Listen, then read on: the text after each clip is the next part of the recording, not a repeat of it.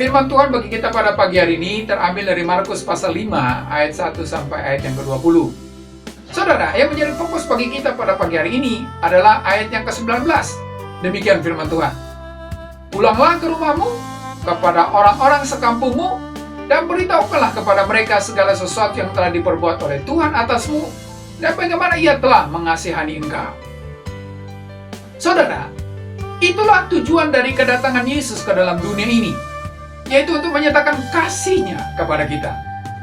Allah sungguh sangat mengasihi kita. Sadarkah Anda akan hal itu? Dan yakinkah Anda bahwa Tuhan sangat mengasihi Anda?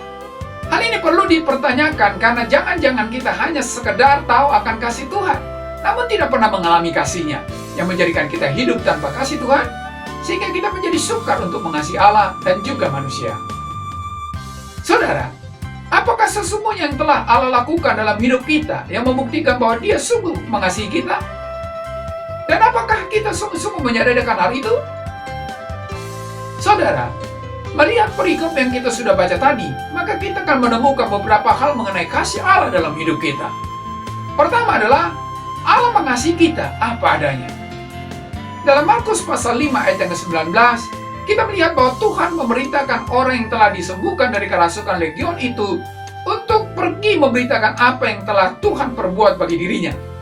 Orang ini mau melakukannya karena sesuatu sudah Tuhan kerjakan baginya, dan secara pribadi orang itu telah mengalami kasih Allah.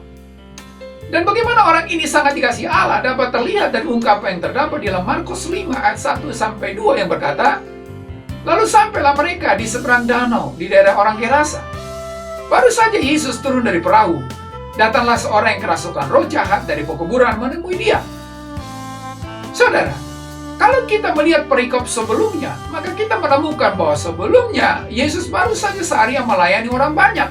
Dan tentunya pada pertanyaan itu Yesus sangat lelah dan membutuhkan istirahat. Dan juga pada saat itu hari sudah hampir malam. Tetapi Yesus rela mengesampingkan rasa letihnya untuk bertolak ke seberang bersama dengan para muridnya guna melawan orang yang di seberang danau. Perjalanannya tidak ditunda-tunda, walaupun ada alasan untuk itu. Selain itu, perjalanan itu juga harus menghadapi badai yang sangat dahsyat yang hampir menenggelamkan perahu mereka. Namun Yesus tidak mempedulikan itu, hanya karena satu maksud, bahwa di seberang danau itu ada orang yang sangat membutuhkan uluran tangannya. Ini menunjukkan bahwa orang itu adalah orang yang sangat dikasihi Tuhan dan sangat bernilai di mata Tuhan. Saudara, siapakah orang itu sehingga Yesus begitu memikirkannya? Siapakah orang itu sehingga Yesus rela menempuh badai hanya ingin menolong dia? Orang itu sebenarnya adalah orang gila. Orang yang sudah tidak berharga lagi di pemandangan manusia karena hidupnya sudah dikuasai oleh roh jahat. Dia tersisih dari kehidupan manusia sehingga tempatnya pun ada di pekuburan. Namun orang yang seperti itulah yang dipedulikan oleh Yesus sehingga Ia melupakan kepenatannya hanya untuk menyatakan kasih-Nya kepada orang gila ini. Saudara, kalau saja orang gila itu dipedulikan Allah dan dikasihinya, maka kita pun juga sangat dipedulikan dan dikasihi Allah. Siapapun Anda dan apapun keadaan kondisi Anda hari ini, Ia sangat rindu melawat Anda dengan kasih yang besar tanpa kecuali. Ingatlah saudara, Yesus rela turun ke dalam dunia ini, meninggalkan kemuliaannya di sorga, hanya untuk menyatakan kasih-Nya kepada Anda. Walaupun keputusan itu penuh dengan resiko, di mana Ia harus tinggalkan kepentingan pribadinya. Ia rela turun ke dunia karena Ia teramat mengasihi Anda. Ingatlah saudara, Allah mengasihi Anda apa adanya. Apapun keadaan Anda sekarang, Yesus teramat peduli dan mengasihi Anda. Meskipun Anda merasa tersisih hari ini karena keadaan Anda, tetapi mari bangkit. Jangan gusar dan berkecil hati. Nikmati akan kasih-Nya. Allah tidak pernah menolak Anda, dan Dia sangat peduli apapun keadaan Anda. Alami dan nikmati setiap perbuatan dan karya kasih-Nya dalam kehidupan Anda. Kalau hari ini Anda sadari dan nikmati, maka Anda akan melihat betapa berharganya hidup Anda karena Anda dikasihi Allah. Yang kedua adalah Allah mengasihi kita melebihi segala kekayaan di dalam dunia ini. Dalam Markus pasal 5 ayat yang ke-11 sampai 13, Yesus diperhadapkan untuk memilih antara orang gila atau 2.000 ekor babi. Keputusan yang diambil oleh Yesus adalah memilih orang gila tersebut. Walaupun keputusan itu memiliki risiko, tetapi Yesus tidak berpikir panjang untuk memilih orang gila itu. Ini merupakan pernyataan Tuhan Yesus bahwa Ia lebih memilih jiwa manusia daripada kekayaan yang paling berharga di dunia ini. Hal ini membuktikan bahwa Yesus lebih memilih jiwa manusia, sekalipun manusia adalah manusia berdosa. Walaupun ada tawaran yang lebih baik dan menarik, tetapi Allah tetap memilih manusia.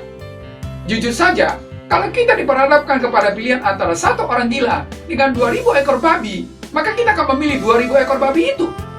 Buat apa memilih seorang gila yang tidak memiliki keuntungan sedikit pun bagi kita? Tetapi Yesus justru memilih orang gila itu, karena di pemandangan Allah, manusia lebih bernilai daripada yang lainnya.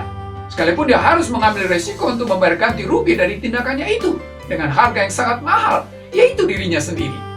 Dan ingatlah saudara, Yesus mengasihi manusia melebihi dirinya sendiri, yang dibuktikannya dengan turun ke dalam dunia, meninggalkan kemuliaannya di sorga, dan menyerahkan dirinya bagi harga penebusan dosa manusia. Saudara, mungkin Anda tidak dianggap oleh dunia ini, dan karena itu Anda direndahkan.